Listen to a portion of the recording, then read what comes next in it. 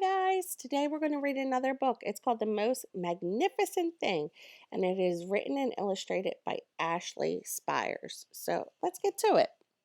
The Most Magnificent Thing. I wonder what the most magnificent thing could be. Let's see. This is a regular girl and her best friend in the whole wide world. They do all kinds of things together. They race, they eat, they explore, they relax. She makes things, he unmakes things. One day, the girl has a wonderful idea. She is going to make the most magnificent thing.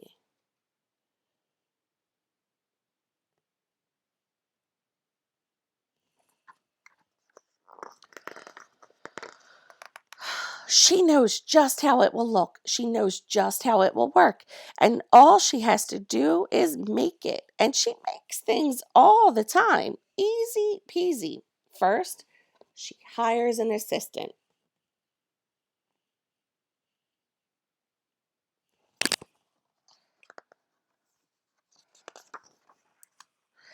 Next, they gather their supplies. They set up somewhere out of the way and get to work.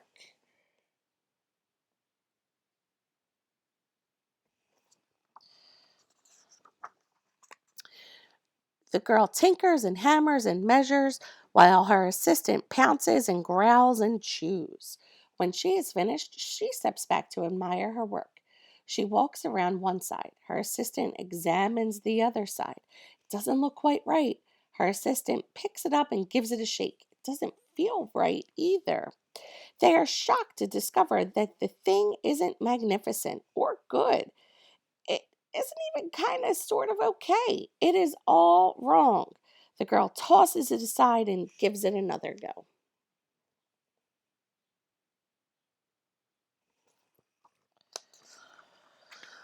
She smooths and wrenches and fiddles. Her assistant circles and tugs and wags. When she is finished, she stands up and takes a long look at it. Her assistant gives it a nudge with his paw. The thing is still wrong.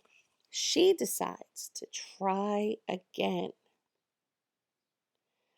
She's being very persistent, right? And trying, and she's not giving up.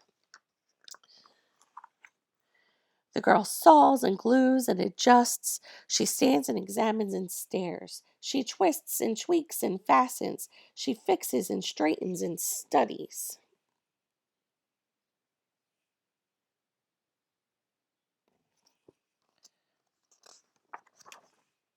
She tries all different ways to make it better. She makes it square, she makes it round, she gives it legs, she adds antenna, she makes it fuzzy, she makes it long, short, rough, smooth, big, small.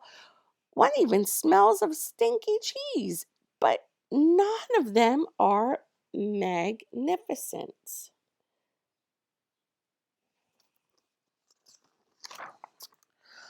Her hard work attracts a few admirers, but they don't understand. They can't see the magnificent thing she has in her mind. She gets mad.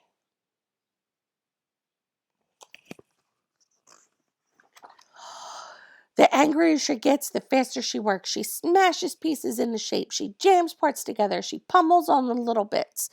Her hands feel too big to work. Her brain is too full of all the not right things. If only the thing would just work.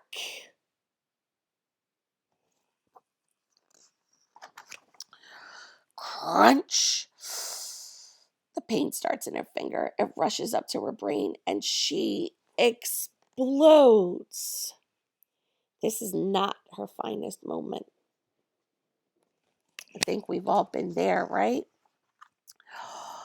I'm no good at this. I quit. Her assistant suggests a walk.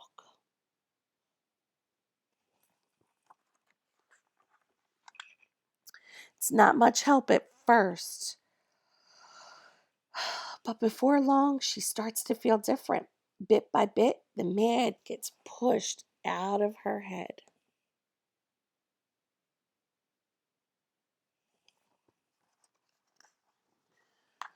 As they stroll along, she comes across the first wrong thing she made.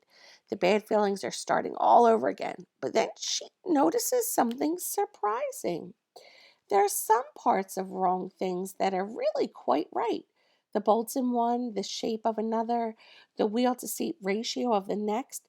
There are all sorts of parts that she likes.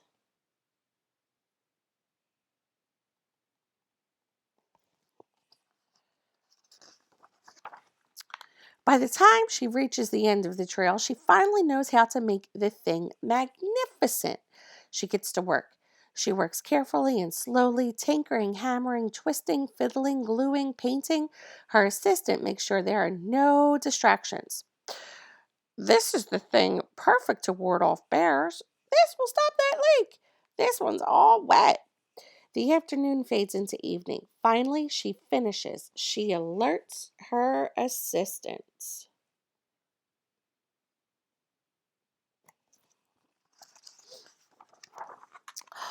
The pair take a good long look. It leans a little to the left and it's a bit heavier than expected.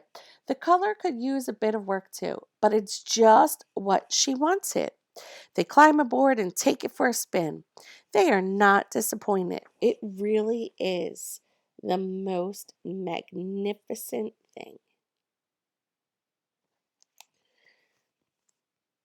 So what I saw in this book is that she got upset and she got angry and she just felt like she couldn't do it anymore. But then when she walked away and she breathed a little bit, she saw that she could keep trying just a little bit and maybe take some parts from one thing and add it to another, and then it can become your most magnificent thing. I can't wait to see what all of your guys' most magnificent things are in our school and in your lives. Bye, guys. Have a great day.